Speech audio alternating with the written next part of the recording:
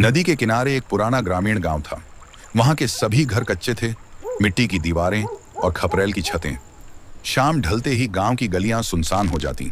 बस कहीं कहीं लालटेन की मंद रोशनी और मिट्टी की खुशबू बाकी रह जाती। गांव के ठीक बीच एक बहुत पुराना बरगद का पेड़ खड़ा था। उसकी जड़ें जमीन से बाहर निकली हुई थीं और उसकी शाखाएं आसमान को छूती थीं। लोग उसे उल्लू का पेड़ कहते थे, क्योंकि उस पर एक अजीब सा उल्लू हमेशा बैठा रहता था। दिन में वह उल्लू बिल्कुल साधारण सा लगता, लेकिन रात होते ही उसकी आंखें जलते हुए अंगारों की तरह चमकने लगती। बुजुर्ग कहते थे कि यह उल्लू कोई आम पक्षी नहीं, बल्कि एक अपशकुन है जो अपनी नस्ल बढ़ाता है।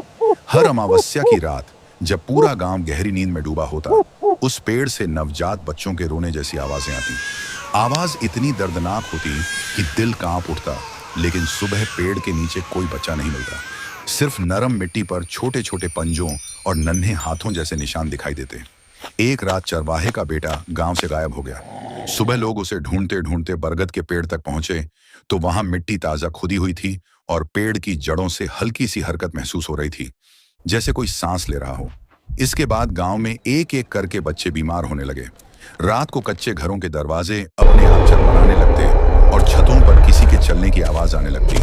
लोग कहते थे कि उल्लू के बच्चे बड़े हो रहे हैं और अब उन्हें खाना चाहिए। एक बूढ़ी औरत ने दावा किया कि उसने पेड़ की शाखाओं पर लटके छोटे छोटे साए देखे हैं, जो धीरे धीरे इंसानों का रूप ले रहे थे।